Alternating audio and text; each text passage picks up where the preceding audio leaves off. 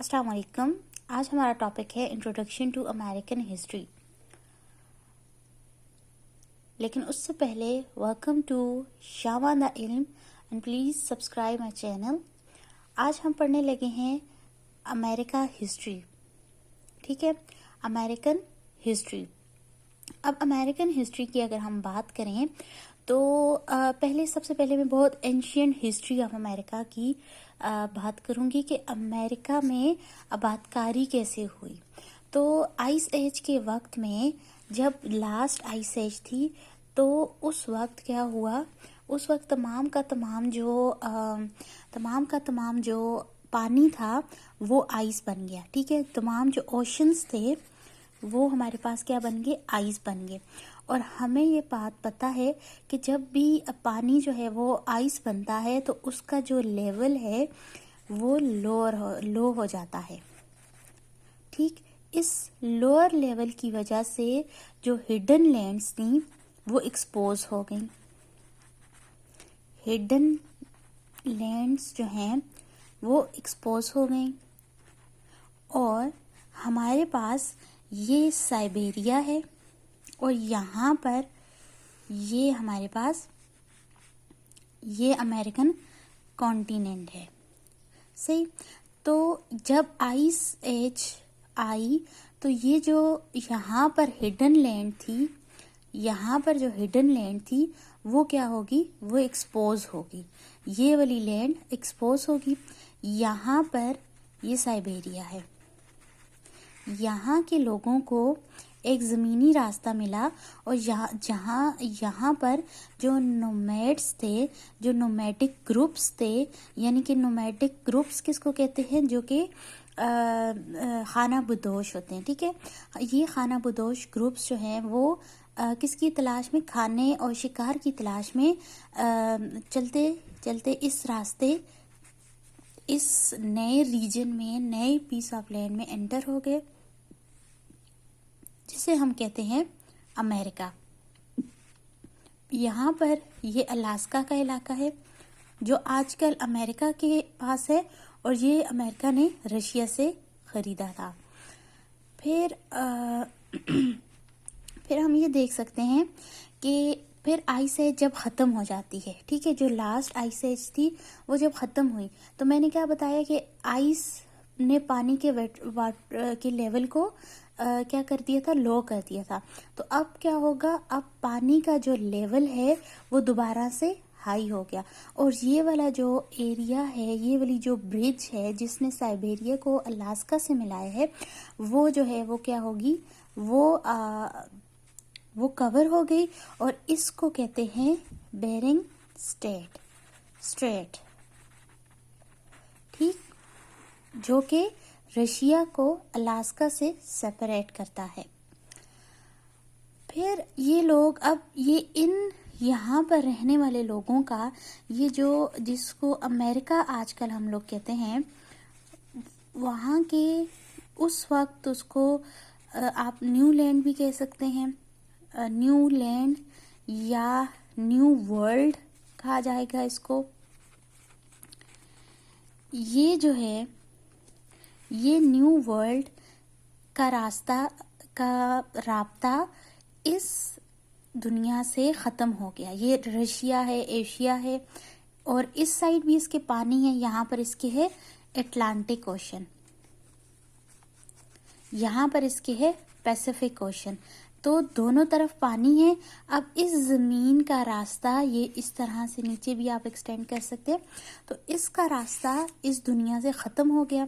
यहाँ पर रहने वाले लोगों ने अपने ट्राइब्स बनाए, इनका अपनी लैंग्वेज थी, अपना कल्चर था और अपनी इनकी जो है वो दुनिया थी। ये नहीं जानते थे कि यहाँ पर कोई दुनिया है और ये दुनिया के लोग नहीं जानते थे कि यहाँ पर भी कोई दुनिया है।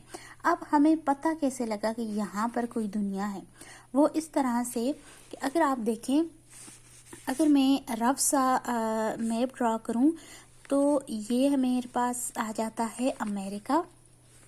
It is very rough, so please don't mind. यहाँ पर आ जाता है यूरोप।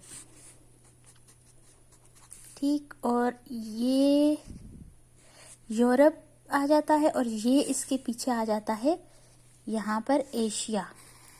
यहाँ पर कौन सी सल्तनत आई, ये मैं बात कर रही हूँ 14वीं सेंचुरी की। यहाँ पर सल्तनत आई उस्मान, सल्तनत उस्मानिया आई, और इनकी और क्रिश्चियंस की राइवलरी थी, क्योंकि हमें क्रूसेड्स वॉर और वो सारी चीज़ें पता है। तो इन यहाँ के मुसलमानों ने यूरोपियंस का रास्ता जो ये रूट होता था उनका एशिया में जाने का, वो इन्होंने ख़त्म कर दिया, बैन कर दिया। जब इन्होंने ये रास्ता बैन कर दिया तो इससे क्या हुआ, इससे हमारे पास अब यूरोपियन जो है, जो कि ट्रेड पे डिपेंड करते थे, तो इनको एक और रास्ते की तलाश हुई, और वो रास्ता तलाश करने के लिए ये वेस्ट की तरफ मूव करके अब यहाँ पर मैं ये बताती चलूँगी, ऊपर हमेशा नॉर्थ, साउथ, यहाँ ईस्ट और ये वेस्ट, ठीक। तो ये अब इन्होंने वेस्टवर्ड एक्सप्लोरेशन की कि ये अब दुनिया गोल है। अब आप अगर इस मैप को मैं दूसरी तरह ड्रॉ करूं तो देखें, ये चाह रहे थे कि यहाँ से हम जाएंगे और यहाँ पहुँच जाएंगे। अगर मैं इसको गोल दुनिया है ना, तो वो ये बात उनको पता थी कि दुनिया गोल है, तो अगर वो यहाँ जाएंगे तो वो यहाँ पहुँच जाएंगे, सही। अब इधर पहुँचने के चक्कर में उनको एक नई लैंड मिली, जिसको उन्होंने कहा कि ये तो न्यू वर्ल्ड है, ठीक। सबसे पहले जो एक्सप्लोरेशन की वो पुर्तगाल का बंदा था जिसका नाम था बार्थोलोमो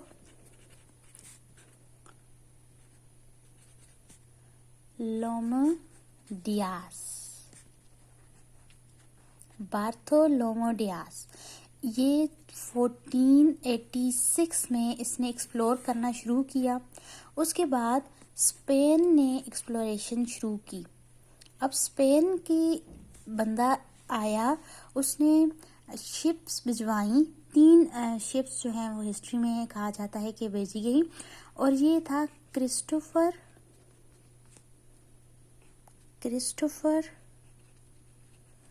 कोलंबस। जो क्रिस्टोफर कोलंबस था वो क्या करता था, वो क्या स्पेन का बंदा था? नहीं, वो इटली का बंदा था, और ये बिलीवर था कि दुनिया गोल है। लेकिन जो इटली के लोग थे, इटली के का किंग था और क्वीन था, उन्होंने इसकी बात को इम्पोर्टेंस नहीं दी, तो ये स्पेन चला गया।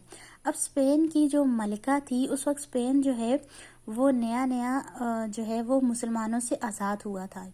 जो है हमें पता है कि जो स्पेन में पहले हुकूमत मुस्लिम्स की थी, फिर क्रिश्चियंस ने मुसलमानों से जो है वो वापस ले लिया स्पेन। तो स्पेन जो है, ये एक एक्स्ट्रा इन्फॉर्मेशन है कि स्पेन वाहिद यूरोपियन ममालिक में से एक मुल्क था जहाँ पर मुसलमानों की हुकूमत रही है। तो ये स्पेन की जो क्वीन और किंग था, वो इसकी बात से जो है वो रजामंद हो गए क्रिस्टोफर की बात से, और इन्होंने 1492 में अमेरिका को इसने एक्सप्लोर किया, क्रिस्टोफर कोलंबस ने। उसके बाद अब इन्होंने अब यहाँ पर देखें, पुर्तगाल की और किसकी, स्पेन की जो है वो हमारे पास क्या आ गई, की एक्सप्लोरेशन आ गई। तो फिर इन्होंने इस एरिया को डिवाइड कर दिया, और इसको डिवाइड किया इन्होंने कौन सी ट्रीटी से, treaty of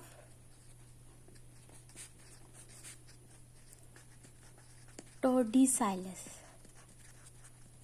I don't know how to pronounce it, कि इसकी सही प्रोनाउंसिएशन क्या है, लेकिन ट्रीटी ऑफ टोर्डिसाइलस जो है, या सीलस होगा, वो जो है वो किसने की, पुर्तगाल और स्पेन ने इस एरिया को आपस में डिवाइड कर दिया कि अच्छा, फॉर एग्जांपल उन्होंने इतना एरिया एक्सप्लोर किया था, तो उन्होंने कहा कि ये तुम ले लो, ये मैं ले लेता हूँ, ठीक है। तो ये ट्रीटी इसमें एरिया को डिवाइड कर दिया था इन्होंने आपस में। फिर हमारे पास जो सबसे इसके अलावा जो है वो हमारे पास फ्रांस। अब फ्रांस बी आया था यहाँ पे 1534 में, और द नेदरलैंड्स भी आया था, जो कि आया था आई गेस 1609 में आया था। यस, 1609 में आया था हमारे पास द नेदरलैंड्स।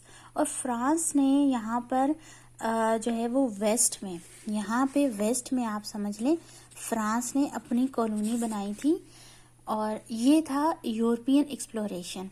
मैं थोड़ा सा रिव्यू दे दूं कि हमने यूरोपियन एक्सप्लोरेशन में पढ़ा कि ट्रेड की गर्ज से, एक ट्रेड रूट तलाश करने की गर्ज से यूरोपियन जो है वो इस वेस्ट की तरफ निकले और उन्हें एक नई लैंड मिली। सबसे पहले पुर्तगाली बार्थोलोमो डियाज ने इसको एक्सप्लोर किया। ये कहते हैं कि ब्राज़ील का एरिया, यहाँ पर ब्राज़ील है, वो उसने एक्सप्लोर किया बार्थोलोमो डियाज ने। फिर जो है वो मैं पूरे अमेरिकन कॉन्टिनेंट की बात कर रही हूँ, ठीक है। तो फिर स्पेन का ने एक बंदा भी जो आया, जो कि इटालियन था, क्रिस्टोफर कोलंबस। उसने 1492 में एक नई दुनिया डिस्कवर की और यहाँ से ये चीज़ें लेकर गया स्पेन में, और यूरोपियंस को बताया कि यहाँ पर कोई और दुनिया भी बसती है। अच्छा, फिर जो है उसके बाद फ्रांस आया, फिर फ्रांस के अलावा नेदरलैंड्स भी आया, और सबसे जो इम्पोर्टेंट है वो है ब्रिटिश कॉलोनाइजेशन यहाँ पर बहुत इम्पोर्टेंट है। जब ब्रिटिश ने इस एरिया को एक्सप्लोर किया, उस वक्त जो है वो यूके, ठीक है, ये जो हम आजकल जिसको हम यूके के नाम से जानते हैं, उस वक्त इसको कहा जाता था ग्रेट ब्रिटेन। जो ग्रेट ब्रिटेन है, इसने जब एक्सप्लोर किया, और इसने सबसे पहले वर्जीनिया कहाँ पर है, जो हमारे पास अमेरिका है उसके साउथ में है, ठीक है। तो ये थोड़ी सी आगे वर्जीनिया प्लेन आएगा, तो फिर आपको थोड़ा सा ये उसके लिए मैं बैकग्राउंड देने की कोशिश कर रही हूँ। तो जो ग्रेट ब्रिटेन था, उसने, उसकी जो क्वीन थी एलिजाबेथ, उसने जो है वो वर्जीनिया को अपने नाम पर क्लेम कर दिया था कि ये सारा एरिया मेरा है। और यहाँ पर आकर जो अमेरिका है, वहाँ पर आकर जो उस वक्त न्यू लैंड जिसको कहा जाता था, या एक और आपको एक्स्ट्रा इन्फॉर्मेशन दे दूँ कि अमेरिको वेस्पुसाई जो है, जिसके नाम से ये जो है वो क्या है, जिसके नाम से अमेरिका कॉन्टिनेंट का नाम भी जो है वो अमेरिका पड़ा, वो अमेरिको वेस्पुसाई था, ठीक है। तो अमेरिकन वेस्पुसाई, ठीक है। इसने कहा कि जो क्रिस्टोफर ने जो लैंड डिस्कवर की है, वो जो है वो क्या है, वो एक नई दुनिया है। और फिर इस तरह से 15वीं सेंचुरी में सबसे पहले जो है वो मैप पे अमेरिका उभरा। फिर 1607 में ब्रिटिशर्स की पहली सक्सेसफुल कॉलोनी बनी। इससे पहले भी इसकी 2 कॉलोनीज थी, लेकिन वो कामयाब नहीं हो सकी। तो इसके बाद ब्रिटिशर्स ने एक कॉलोनी बनाई जो कि फिर कामयाब हुई, और वो हुई 1607 में। ये ब्रिटिशर्स की पहली सक्सेसफुल कॉलोनी थी। फिर हम देखते हैं कि ब्रिटिशर्स ने जहाँ यहाँ पर कॉलोनाइजेशन की, तो वो कॉलोनाइजेशन का मकसद क्या था। देखिए, हम लोग गोल पढ़ते हैं कि गोल क्या था इस कॉलोनाइजेशन का। वो 2 मेजर गोल्स थे हमारे पास। एक था मर्केंटिलिज्म, और दूसरा था कि हिस्ट्री ऑफ कॉलोनाइजेशन।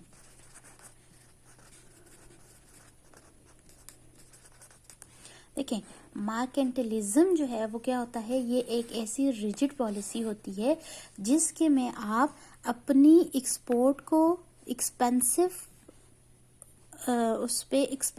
प्रोडक्ट्स को दूसरी जो कॉलोनी होती है उस पर आप सेल करते हैं, और उस कॉलोनी से जो चीज़ें होती हैं, जो प्रोडक्ट्स होते हैं, वो कम कीमत में अपनी कंट्री में, अपनी होमलैंड में जो है वो क्या कर देते हैं, उसमें इंपोर्ट कर देते हैं। तो यानी कि अगर अमेरिका था, उसमें जो ब्रिटिश कॉलोनी थी, ये लोग जो भी चीज़ प्रोडक्ट बनाते थे वो उनको खुद इस्तेमाल करने की इजाज़त नहीं होती थी। वो जो है वो किधर उनको एक्सपोर्ट करना होता था, ग्रेट ब्रिटेन को एक्सपोर्ट करना होता था, और इसकी कीमत भी ये लोग डिसाइड करते थे, क्योंकि हुक्मरान ये थे तो यही लोग डिसाइड करते थे। और अमेरिकन को अपनी प्रोडक्ट्स इस्तेमाल करने की इजाज़त नहीं होती थी, तो ये इधर से चीज़ें जो हैं वो भेजी जाती थी अमेरिकन को, और बहुत ही महंगे दामों जो है वो बेची जाती थी। और ये इनकी ज़्यादा हाई प्राइसेस की वजह से अमेरिका में फिर पावर्टी और रिजेंटमेंट जो है वो अरोज हुआ। तो ये हिस्ट्री ऑफ कॉलोनाइजेशन क्या है कि हम देखते हैं कि 16वीं सदी में ही 1600 में जो ब्रिटिश है वो हमारे पास जो बंगाल है, जो इंडिया है, वहाँ पर भी आकर अपनी कॉलोनी सेट करता है। और ये उस वक्त जो है वो ब्रिटिशर्स का ये एक हिस्ट्री रही है कि वो हर कंट्री में जाकर, हर नए लैंड में जाकर दुनिया में वो कॉलोनाइजेशन कर रहे थे। तो इस तरह से उन्होंने अमेरिका में भी कॉलोनाइजेशन की। अब आगे हम पढ़ने लगे हैं कि कौन से फैक्टर्स थे जिन्होंने कॉलोनाइजेशन पर कॉलोनाइजेशन की तरफ लेकर के। तो वो अगर मैं डिवाइड करूं तो वो 5 फैक्टर्स हैं। पहला तो मैंने आपको बताया कि ट्रेड करना चाहते थे, वो अल्टरनेटिव रूट तलाश कर रहे थे ताकि वो ट्रेड करें किसके साथ, ईस्ट के साथ। ईस्ट में क्या कौन आ जाता है, इंडिया, जापान, चाइना वगैरह आ जाता है। दूसरी रीज़न क्या थी कि उन्होंने मार्केंटलिज्म में मैंने बताया कि वो अपनी इंडस्ट्रियल ग्रोथ करना चाहते थे। देखें, ग्रेट ब्रिटेन जो है, जब उनकी जो चीज़ें एक्सपोर्ट ज़्यादा होंगी तो उनकी क्या होगी, इंडस्ट्री फ्लरिश करेगी। दूसरा रीज़न ये था कि वो उनको अपने ग़ुलामों को, अपने कॉलोनियल जो कॉलोनाइजेशन कर रहे थे और वहाँ के जो लोग थे उनको मजबूर कर रहे थे, फोर्स कर रहे थे कि तुम लोग हमारी जो है वो प्रोडक्ट्स ख़रीदो। तीसरी रीज़न जो थी वो ये थी कि ये क्या कर रहे थे, इनको वेल्थ की डिज़ायर फॉर वेल्थ, ठीक है। अब ये यहाँ पर जो नई नई चीज़ें थी, कॉपर था, और यहाँ पर बहुत ज़्यादा चीज़ें थी, टर्की, कॉपर, गोल्ड, यहाँ पर जो जो चीज़ें मिल रही थी वो उससे ये वेल्थ कमा रहे थे ब्रिटिशर्स। इसके अलावा हमने देखा कि यूरोप में पॉपुलेशन बहुत ज़्यादा हो गई थी उस वक्त, जो है 100 मिलियन पॉपुलेशन है। बाज़ किताबों में ये कहा जाता है कि 100 मिलियन पॉपुलेशन हो गई थी यूरोप में। तो जी जो यह यूके में, तो यूके के और यूरोप के लोग जो हैं वो आकर यहाँ पर एक नई लैंड में, क्योंकि यहाँ पर बहुत कम लोग बसते थे, जो ट्राइब्स थे साइबेरिया से आए हुए, तो वो बहुत कम लोग थे, तो वो यहाँ पर आकर अमेरिका में आकर सेटल होने लगे। तो चौथी वजह हमने ये देख ली कि पॉपुलेशन ज़्यादा थी और यहाँ पर आकर उनको लैंड मिल रही थी तो वो सेटल होना शुरू हो गए। तो पांचवी वजह जो बहुत इम्पोर्टेंट थी कि यूरोप में रिलीजियस परसिक्यूशन हो रही थी, रिलीजियस इंटॉलरेंस थी, ठीक है। रिलीजियस परसिक्यूशन से बचने के लिए जो यूरोपियंस थे वो आकर यहाँ पर बसने लग गए। अमेरिका जिसको कहते हैं, या जिसको पहले न्यू वर्ल्ड कहा जाता है, वहाँ पर आकर ये लोग बसने लग गए।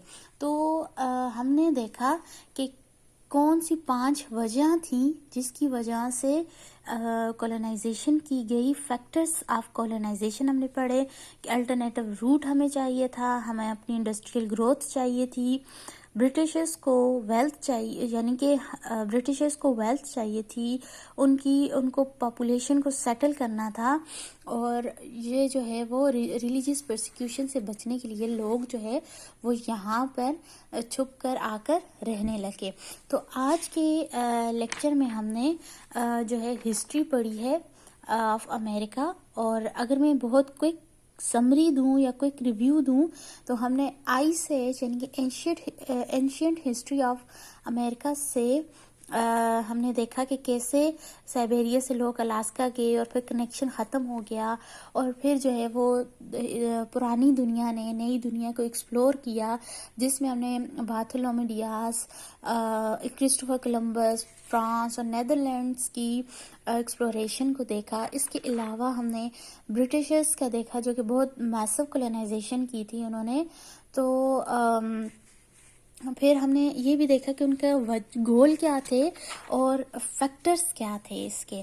तो प्लीज़ सब्सक्राइब माय चैनल।